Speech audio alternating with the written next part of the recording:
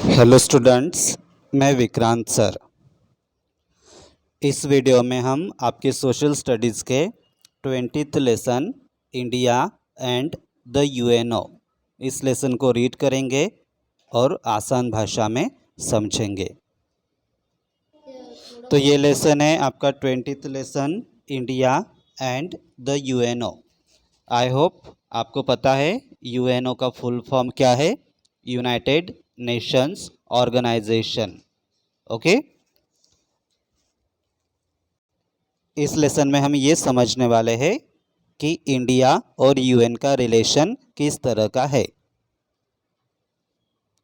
तो ये देखिए स्टार्टिंग में ही ये क्वेश्चन है, तो ये क्वेश्चन भी एग्ज़ाम में आ सकता है। तो आपको याद रखना है कि कौन सी एजेंसी का, यूएन के कौन सी एजेंसी का लोगो कैसा है। ये यूनिसेफ का लोगो बिल्कुल नाम ही लिखा है डायरेक्ट। देखो, कुछ पहचान की चीज़ याद रखो लोगो में, और याद रखो वो किसका लोगो है। लोगो मतलब उसकी पहचान, उस सिंबल से उस ऑर्गेनाइजेशन की पहचान होती है। ILO इंडियन लेबर ऑर्गेनाइजेशन इसकी। Then IMF Indian monetary fund, no sorry Indian नहीं, सॉरी इसका इंडियन नहीं, international labour organisation. I think इसका मैंने इंडियन बोला था, तो इंटरनेशनल मॉनेटरी फंड। ओके, और UNESCO united nations educational scientific cultural organisation. सबके फुल फॉर्म्स आपको याद रखने हैं, एक बार रिवाइज करते हैं। यूनिसेफ लोगो भी और फुल फॉर्म भी, united nations international children's emergency fund. ILO logo देखिए, international labour organisation. IMF logo देखिए एक बार, international monetary fund. UNESCO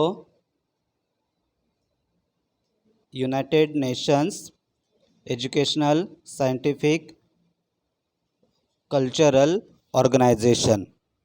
okay, ये हमने 19th लेसन में पढ़ा था। चलो अभी मैं रीड करता हूँ, आप याद रखिए मैं कौन से वर्ड को क्या रीड करता हूँ, क्योंकि आपको रीडिंग आनी चाहिए। फिर मैं कुछ वर्ड्स के मीनिंग्स आपको समझाऊंगा, और फिर पूरा पैसेज रीड करने के बाद एक एक लाइन का मीनिंग आपको समझाऊंगा। आपको समझना हिंदी में है लेकिन याद इंग्लिश में रखना है। India is one of the founding members of the UN. As a founding member, India signed the UN Charter on 30th October 1945. India has played a key role in promoting world peace and security. So देखिए, यहाँ पर difficult words, ऐसे कोई भी difficult words नहीं है। Signed मतलब sign की, और प्रमोटिंग मतलब उसका प्रचार और प्रसार किया, उस किसी वैल्यू को सपोर्ट करना मतलब प्रमोट करना। ठीक है, तो India is one of the founding members of the UN। Founding members मतलब जितने कंट्रीज़ ने मिलकर UN की स्थापना की थी उनमें से इंडिया भी एक था। दूसरी भाषा में इंडिया भी UN का एक फाउंडिंग मेंबर है। As a founding member, India signed the UN Charter on 30th October 1945। और फाउंडिंग मेंबर के नाते इंडिया ने UN चार्टर पर साइन की। कब की? 30th अक्टूबर 1945 में। याद रखिए हर एक लाइन में कुछ ना कुछ इन्फॉर्मेशन होती है, और हर एक लाइन पर क्वेश्चन बन सकता है। बस आपको वो ज़्यादा भारी ना हो पढ़ाई, इसलिए लेसन के एंड में बहुत कम क्वेश्चंस दिए होते हैं, नहीं तो इन्फॉर्मेशन हर एक लाइन में होती है। India has played a key role in promoting world peace and security. हमने इसके पहले ही देखा था कि यूएनओ की स्थापना ही वर्ल्ड में पीस और सिक्योरिटी प्रस्थापित करने के लिए की गई थी, और as a UN member India भी हमेशा से वर्ल्ड पीस और सिक्योरिटी का वर्ल्ड पीस और सिक्योरिटी को प्रमोट करता आ रहा है, उसके लिए कोशिश करता आ रहा है, यूएन की हेल्प करता आ रहा है वर्ल्ड में पीस एंड सिक्योरिटी प्रमोट करने में।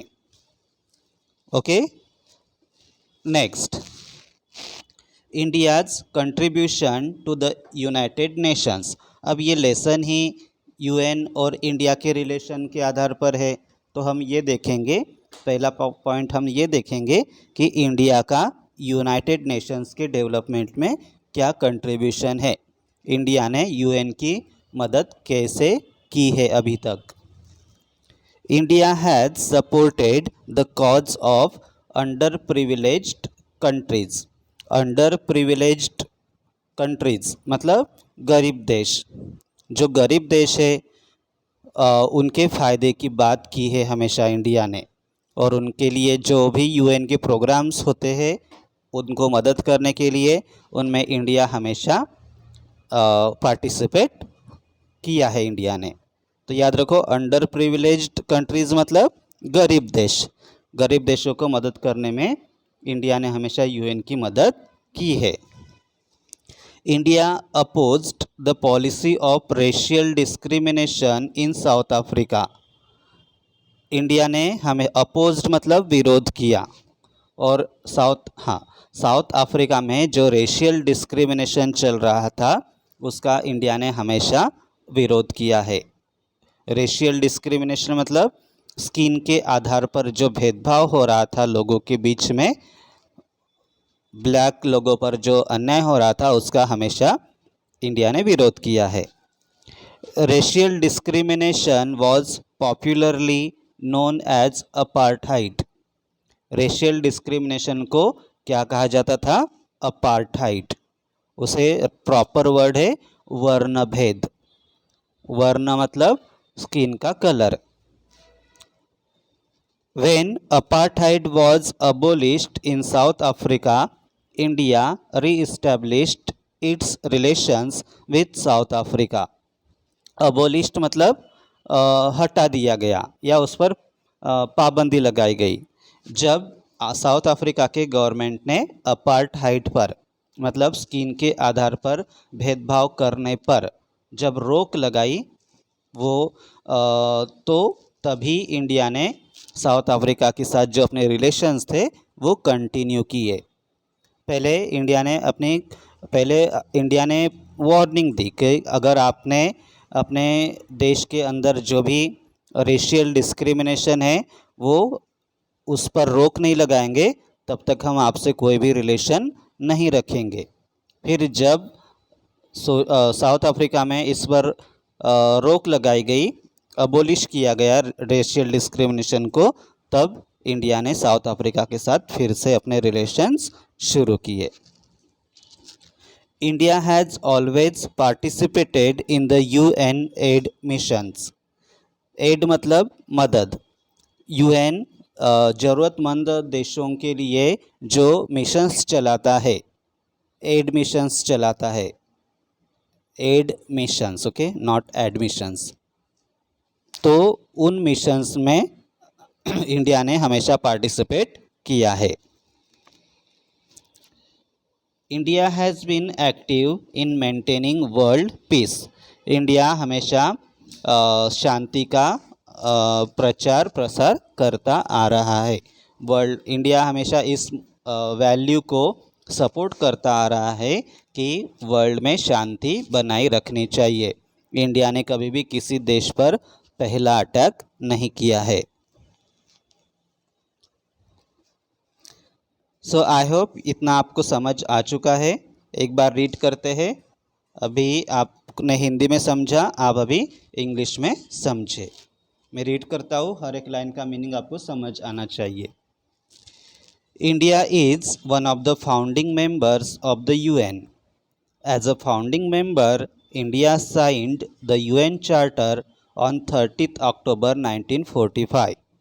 India has played a key role in promoting world peace and security. India's contribution to the United Nations. India has supported the cause of underprivileged countries. India opposed the policy of racial discrimination in South Africa. Racial discrimination was popularly known as apartheid. When apartheid was abolished in South Africa, India re-established its relations with South Africa. India has always participated in the UN aid missions. India has been active in maintaining world peace. Next, India has been a part of the UN peacekeeping forces in many countries. Peace keeping forces, तो UN क्या करता है, ऐसे देशों में अपनी army भेजता है जिसमें जिन देशों में ऐसे अशांति का वातावरण निर्माण होने की संभावना है या अशांति का वातावरण निर्माण हुआ है, ऐसी जगह पर शांति रखने के लिए अपनी पीस कीपिंग आर्मी भेजता है। या हो सकता है कि किसी कंट्री में हमले का, अटैक का मतलब टेररिस्ट अटैक या दूसरे कंट्री उस पर अटैक करने वाले हैं, तो ऐसे देशों में अपनी पीस कीपिंग आर्मी भेजता है। तो उस आर्मी में इंडिया के भी सोल्जर्स शामिल है। India has always supported the use of nuclear power for peaceful purposes.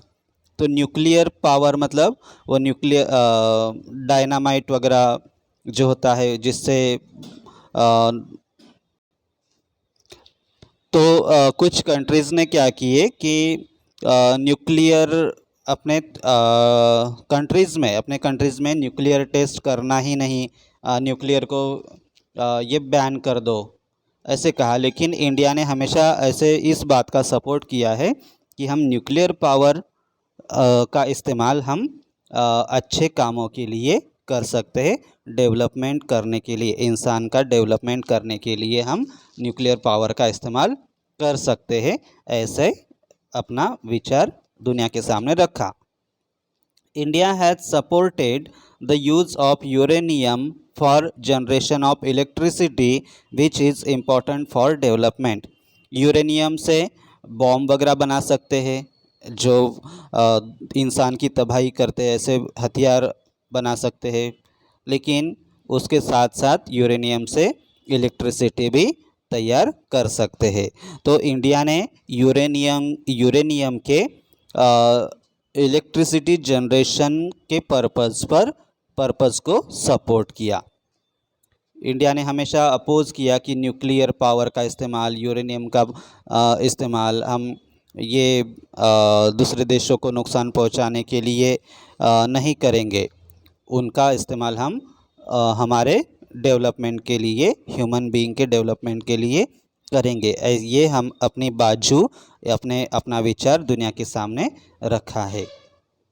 Then India is an active participant in UN agencies like the UNESCO, WHO, FAO and the ILO।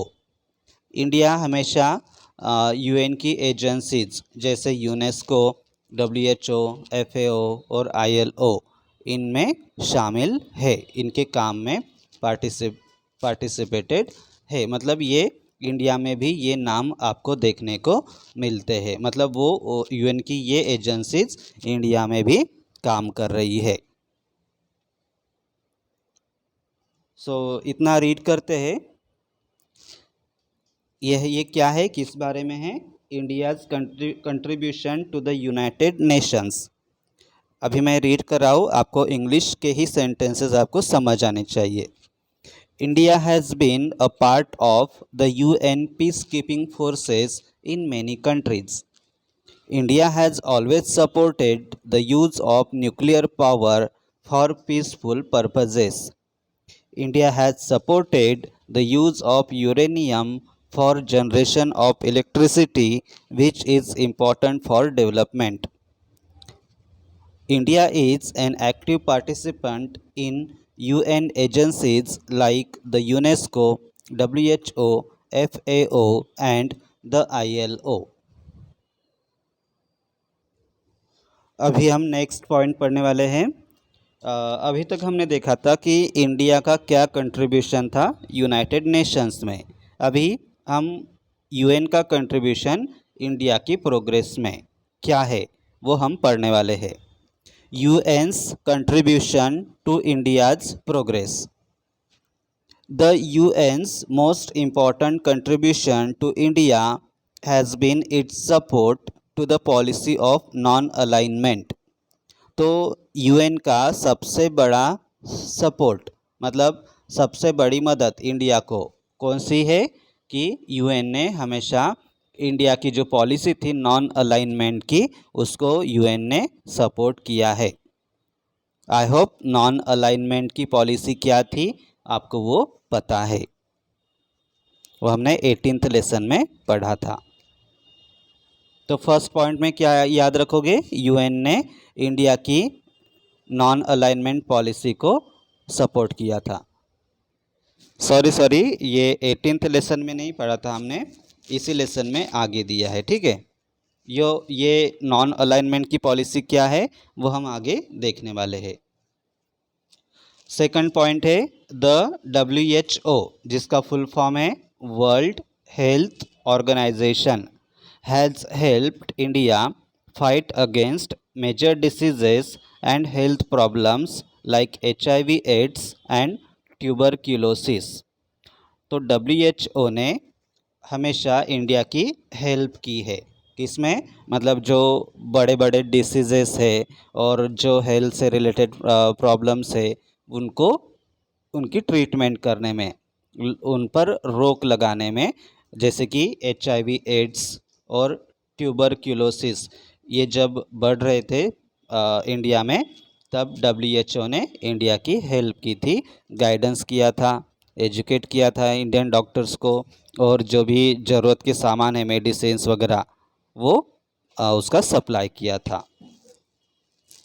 Next the FAO, जिसका full form है food and agricultural organisation, has helped to change the desert area of Rajasthan into a fertile reason.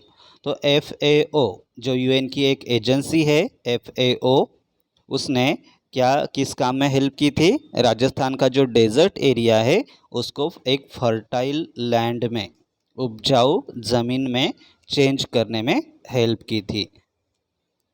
It has help to improve farming methods, इससे क्या हुआ, farming method में improvement हुआ, farming agriculture में बदलाव हुआ, बड़ा सुधार हुआ, क्योंकि डेजर्ट में हम एग्रीकल्चर नहीं कर सकते ना, लिमिटेड कर सकते हैं, लेकिन FAO की मदद से डेजर्ट रीजन को फर्टाइल लैंड में बदला गया और एग्रीकल्चर पॉसिबल हुई। New techniques of farming, seeds and fertilizers have been developed by Indian scientists with the help of the FAO. FAO की मदद से, उनके गाइडेंस से इंडियन साइंटिस्ट ने बहुत सारे साइंटिस्ट ने फार्मिंग की न्यू टेक्निक्स, सीड्स जो इम्प्रूव्ड सीड्स है, जो लगाने से अच्छी फसल मिलती है, और फर्टिलाइज़र्स जो क्रॉप्स पर जो अलग अलग रोग बढ़ जाते हैं, मतलब रोग होते हैं क्रॉप्स के, वो सुधारने के लिए फर्टिलाइज़र्स ऐसे तैयार किए हैं। Next the UNICEF supports women and child empowerment programmes. UNICEF का काम क्या है, वुमेन और छोटे बच्चों के डेवलपमेंट का काम करना। वर्ल्ड में अलग अलग सभी कंट्रीज़ में जो वुमेन है और बच्चे हैं उनके एम्पावरमेंट मतलब उनको पावर देने में, उनका डेवलपमेंट करने में ये काम यूनिसेफ करता है। It also contributes to anganwadi programmes in India. और यूनिसेफ की ही मदद से इंडिया में ये जो आंगनवाड़ी प्रोग्राम है वो चल रहा है। अभी आपने सुना ही होगा विलेजेस में वगैरह या सिटीज़ में भी जो गरीब लोगों के बच्चे हैं, जो नर्सरी KG1 KG2 वगैरह नहीं पढ़ा सकते, वो आंगनवाड़ी में जाते हैं। वो गवर्नमेंट की मदद से वो आंगनवाड़ी प्रोग्राम चलता है और गवर्नमेंट को कौन हेल्प करता है? यूनिसेफ। नेक्स्ट, वर्ल्ड, अपने मम्मी पापा से भी पूछना, वो भी आंगनवाड़ी में गए होंगे बचपन में। Next, world bank supports basic infrastructure development and irrigation projects like canals, river links, roads etcetera. तो वर्ल्ड बैंक ये यूएनओ की ही एक एजेंसी है वर्ल्ड बैंक। वो क्या करती है? अलग अलग, मतलब इंडिया की बात कर रहे हैं हम, तो इंडिया में जो अलग अलग कैनल्स बनाए हैं हमने, रिवर्स को जोड़े हैं, मतलब 2-3 रिवर्स है उनको एक साथ जोड़ा है रोड्स बनाने में, ये वर्ल्ड बैंक हमें पैसे की मदद कर रही है। वाइल IMF जो इंटरनेशनल मॉनेटरी फंड है, वो IMF provides financial support and currency exchange facility. फिर ये IMF क्या करता है? हमें फाइनेंशियल सपोर्ट करता है। फाइनेंशियल मतलब पैसे की, ओके, फाइनेंशियल सपोर्ट और करेंसी एक्सचेंज मतलब हमें वो IMF का क्या काम क्या है? रुपए के बदले, रुपीज़ के बदले डॉलर देना, या दूसरी कंट्री के, हम किसी भी कंट्री का अगर करेंसी मांगते हैं रुपीज़ के बदले तो वो हमें देता है, तो उसका यही काम है। और फाइनेंशियल सपोर्ट करना, ये 2 काम है उसके, ठीक है। तो इस तरह से हमने यहाँ पर देखा कि UN की अलग अलग एजेंसीज ने हमें इंडिया की, मतलब हमारी प्रोग्रेस में कैसी मदद की है। तो अभी हम रीड करेंगे, आप ध्यान से सुनिए। ये पिक्चर भी देख सकते हैं, ये IMF का लोगो है जो हमने पहले ही देखा है, और वर्ल्ड बैंक का हेडक्वार्टर्स है। ये हेडक्वार्टर्स मतलब ये यहाँ से वर्ल्ड बैंक का जो एडमिनिस्ट्रेशन है वो चलता है। तो चलिए स्टार्ट करते हैं रीडिंग। आप ध्यान से सुनिए, आइज़ क्लोज करके भी सुन सकते हो और समझे, ठीक है। The UN's most important contribution to India has been its support to the policy of non-alignment. The WHO, World Health Organization, has helped India fight against major diseases and health problems like HIV/AIDS and tuberculosis. The FAO, Food and Agricultural Organization, has helped to change the desert area of Rajasthan into a fertile region. It has helped to improve farming methods. New techniques of farming, seeds, and fertilizers have been developed by Indian scientists with the help from the FAO. The UNICEF supports women and child empowerment programs. It also contributes to Anganwadi programs in India. World Bank supports basic infrastructure development, basic infrastructure development and irrigation projects like canals, river links, roads, etc. While IMF provides financial support and currency exchange facilities. I hope आपको समझ आ चुका होगा। अभी तक हमने क्या क्या देखा?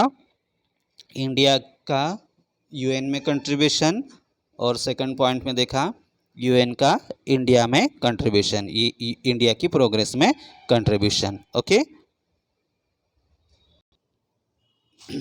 अभी हम नेक्स्ट पॉइंट पढ़ेंगे, ओरिजिन ऑफ नाम।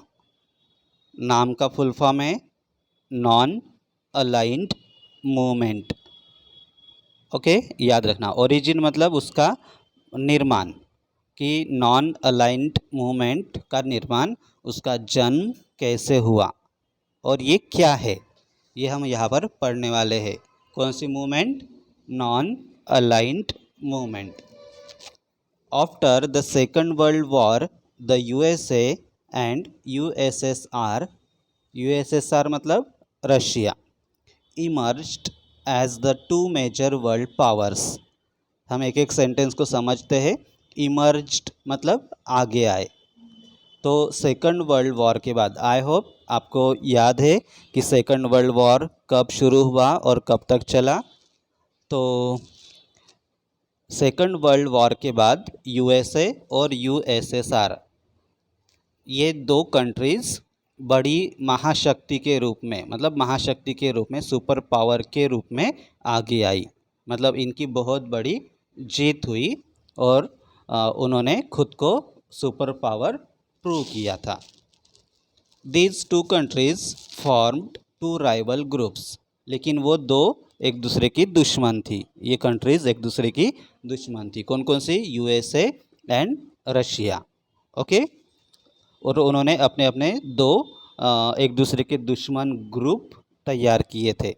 वर्ल्ड के कुछ कंट्रीज़ को अपनी तरफ खींचा था यूएसए ने, और कुछ कंट्रीज़ को अपनी तरफ अपने साइड में लिया था रशिया ने।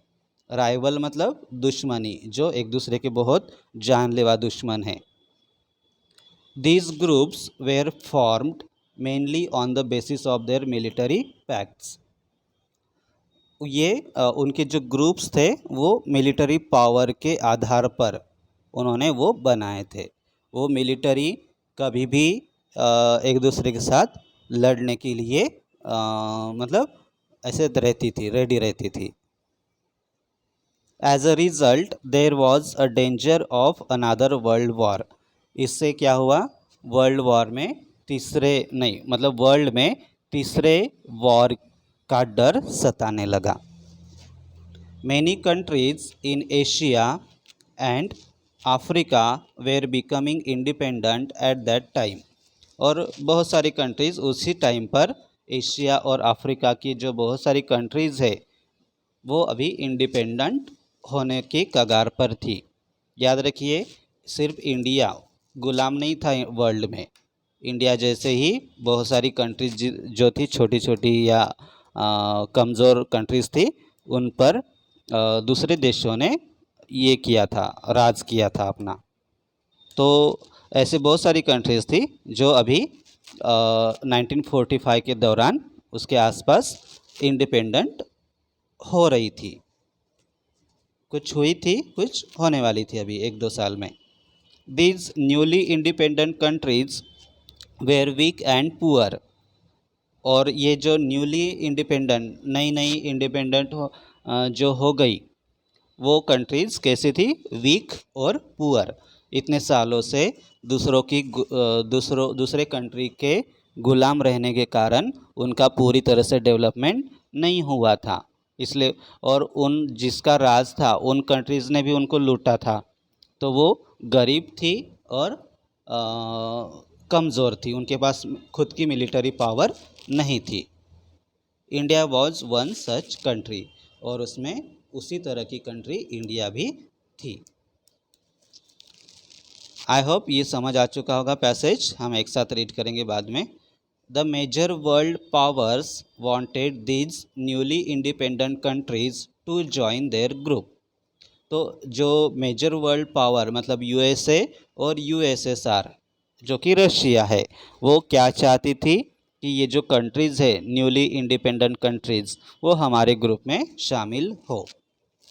Many countries of the world joined the group led by USA और Russia to protect their independence। और इनमें से जो न्यूली इंडिपेंडेंट कंट्रीज़ है उनमें से बहुत सारी कंट्रीज़ ने या तो यूएसए का ग्रुप ज्वाइन किया था या तो यूएसएसआर मतलब रशिया का ग्रुप ज्वाइन किया था।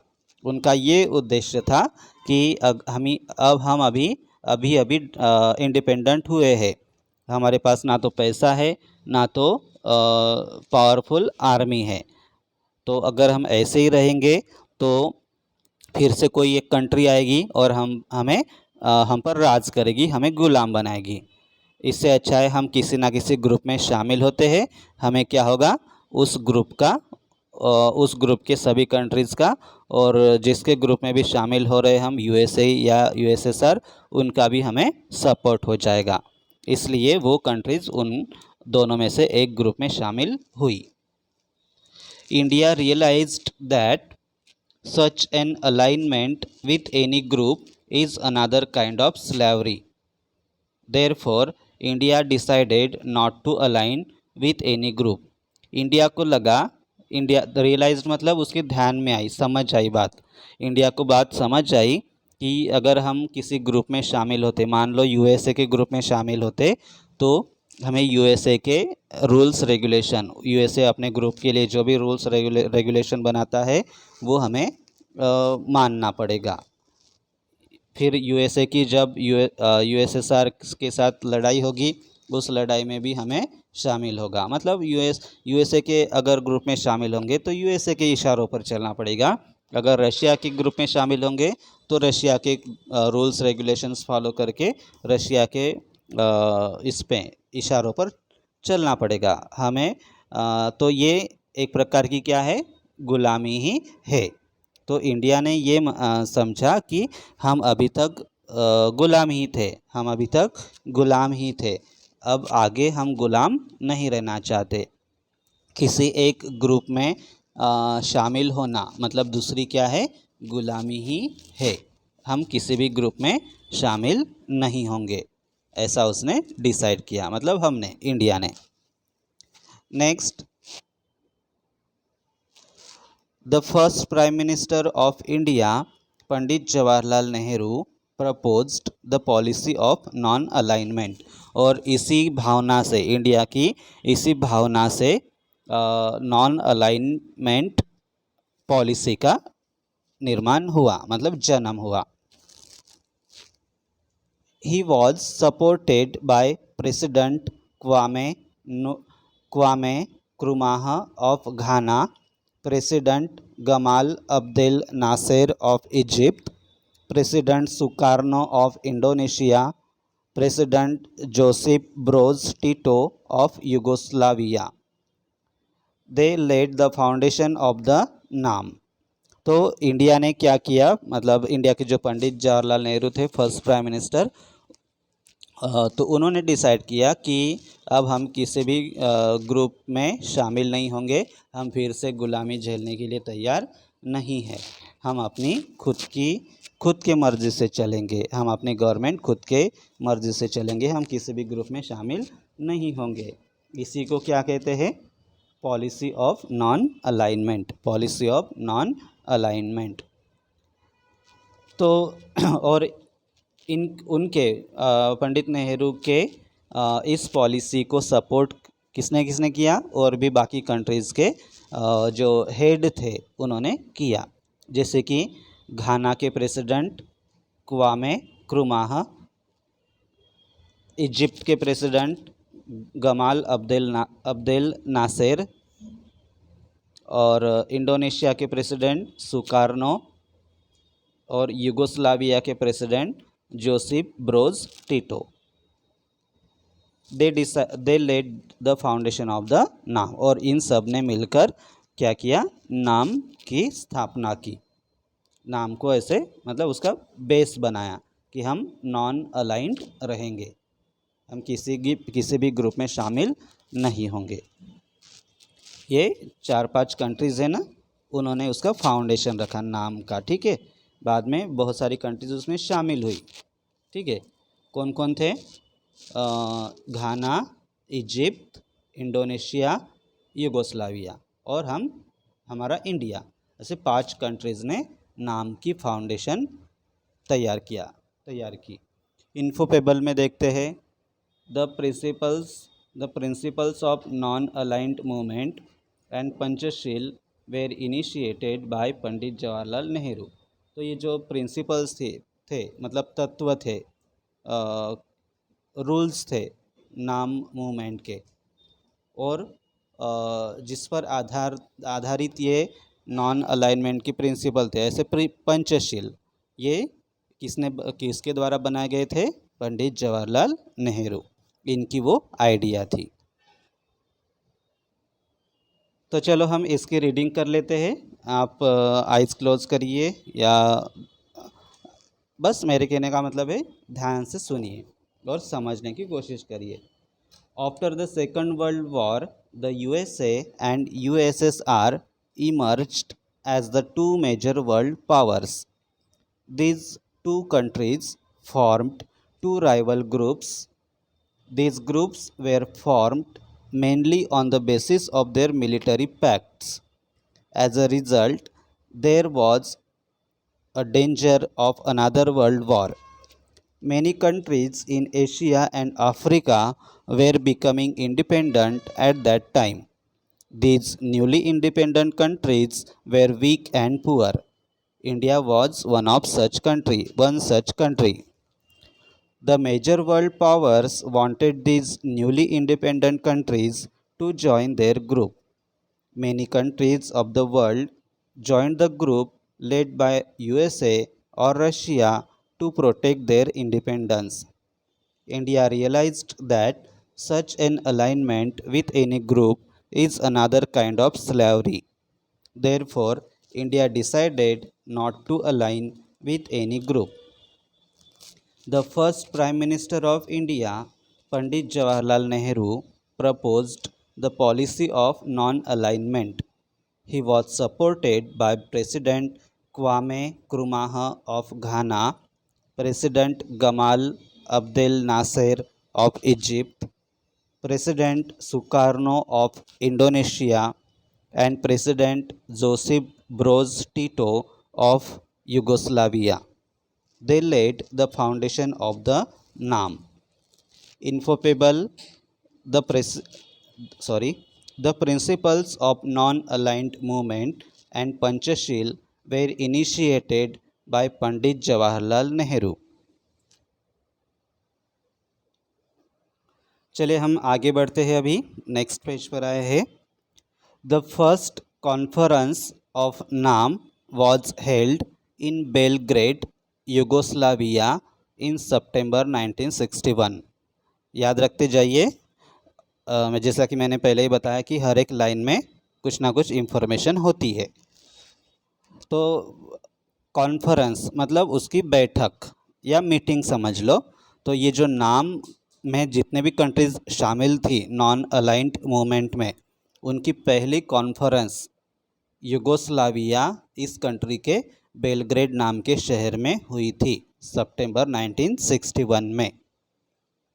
Only 25 countries participated in the first conference, but now their number has reached to 120.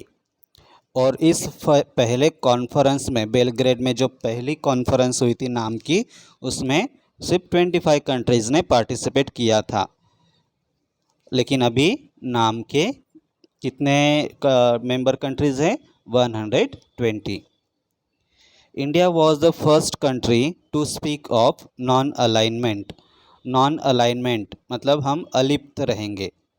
अलिप्त मतलब किसी के भी ग्रुप में शामिल नहीं होंगे, हम दोनों को सपोर्ट करेंगे, लेकिन एक किसी के भी खिलाफ नहीं काम करेंगे। मतलब अगर आप युद्ध की बात करते हो तो हम किसी भी ग्रुप के खिलाफ युद्ध में शामिल नहीं होंगे, लेकिन अगर सपोर्ट की बारी आती है तो हम दोनों ग्रुप को सपोर्ट करेंगे। ऐसा तो ये जो नॉन अलाइनमेंट की पॉलिसी है वो दुनिया के सामने रखने वाला पहला देश हमारा इंडिया था। The NAM is based on the principles of Panchsheel. और ये नाम जो है वो पंचशील के आधार पर है। पंच मतलब पाँच और शील मतलब तत्व। पांच तत्वों के आधार पर है। कौन कौन से पांच तत्व है पंचशील? कौन कौन से पांच शील है? पीसफुल को एग्जिस्टेंस। पीसफुल मतलब शांतिपूर्ण, को एग्जिस्टेंस मतलब एक दूसरे के साथ रहना, हम एक दूसरे के साथ शांति से रहेंगे। Equality and mutual benefit. Equality मतलब नाम में जितने भी कंट्रीज़ शामिल है उन सभी कंट्रीज़ में इक्वालिटी रहेगी। और म्यूचुअल बेनिफिट मतलब एक दूसरे का फ़ायदा, एक दूसरे के फ़ायदे के लिए हम काम करेंगे, एक दूसरे को मदद करेंगे। Non aggression towards each other, aggression मतलब किसी के प्रति हम गुस्सा नहीं रखेंगे या बदले की भावना नहीं रखेंगे। जो भी झगड़ा विवाद है वो हम बैठकर सुलझाएंगे, एक प्लेटफॉर्म पर बैठकर एक डिस्कशन के साथ सुलझाएंगे। किसी के बारे में हम बदले की, अटैक करने की, उसको नुकसान पहुंचाने की बात हम अपने मन में नहीं रखेंगे। Non interference in each others affairs, एक एक दूसरे के अफेयर्स में हम इंटरफेयर नहीं करेंगे। अपने देश के अंदर जो भी गवर्नमेंट है किसी पर्टिकुलर जैसे कि मान लो इंडिया के अंदर जो भी इंडिया की गवर्नमेंट जो भी फैसले ले रही है उसमें घाना कंट्री कोई भी इंटरफेयर नहीं करेगी, या युगोस्लाविया के अंदर जो भी हो रहा है उसके डिसीजंस में ये इंडोनेशिया कुछ इंटरफेयर नहीं करेगी। सपोर्ट लगेगा तो करेगी लेकिन ऐसे इंटरफेयर नहीं करेगी, इसका ये मतलब होता है। Respect for each others freedom and territorial integrity, एक दूसरे के फ्रीडम का रिस्पेक्ट करेंगे हम, किसी को गुलाम बनाने की कोशिश नहीं करेंगे और उसके अंदर की जो एकता है किसी कंट्री के अंदर की एकता है उसको हम नुकसान नहीं पहुंचाएंगे या उसका रिस्पेक्ट करेंगे। तो ये 5 शील थे जिस पर आधारित ये नाम मूवमेंट थी। Next, the NAM is the biggest contribution of India to the developing Nations.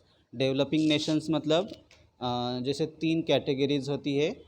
Developed मतलब पूरी तरह से डेवलप है वो कंट्रीज़, देन अनडेवलप्ड या अंडर डेवलप्ड मतलब जो बहुत पीछे है, गरीब है, ऐसे कंट्रीज़, और डेवलपिंग मतलब जो अभी विकास की राह पर है, जिनका डेवलपमेंट अभी शुरू है, अभी अभी उनका कुछ इम्प्रूवमेंट्स हुए हैं, कुछ डेवलपमेंट्स हुए हैं, कुछ डेवलपमेंट्स बाकी है।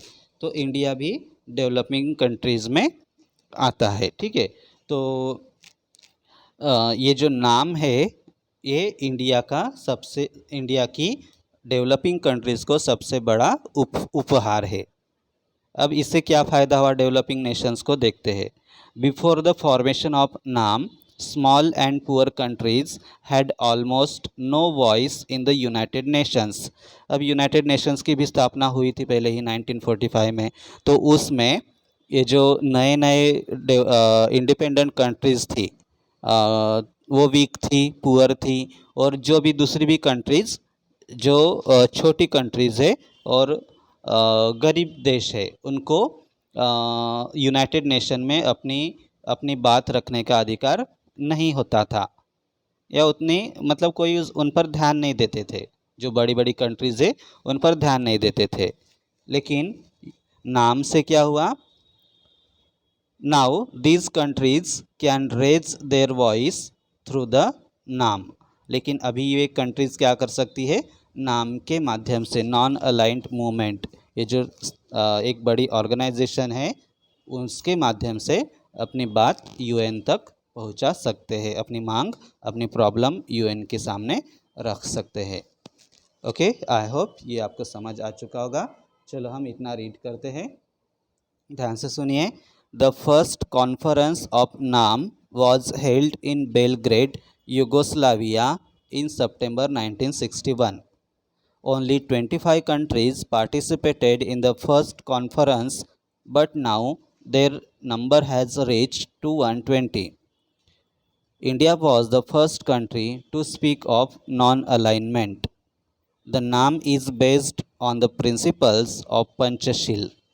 They are peaceful coexistence, equality and mutual benefit, non-aggression towards each other, non-interference in each other's affairs, respect for each other's freedom and territorial integrity. The NAM is the biggest contribution of India to the developing nations. Before the formation of NAM, small and poor countries had almost no voice in the United Nations. Now, these countries can raise their voice through the NAM. अभी इसके बाद progress milestone है, वो हम समझेंगे। क्या आप मुझे आंसर बता सकते हैं? चलो आप मुझे बताइए येस और नो। फर्स्ट, याद रखिए ये क्वेश्चंस जो है वो एक्सचेंज मतलब चेंज करके भी आ सकते हैं। आपको सुनना मतलब रीड करना है अच्छे से और समझकर येस और नो लिखना है या ट्रू और फॉल्स लिखना है, ठीक है। India signed the UN charter on 2 अक्टूबर 1948। से येस और नो।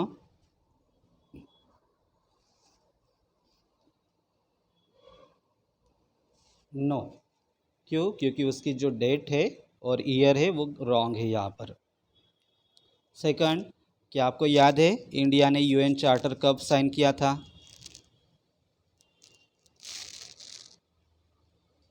अगर नहीं याद आया तो बुक में देख सकते हैं लेसन में। India has been active in maintaining world piece.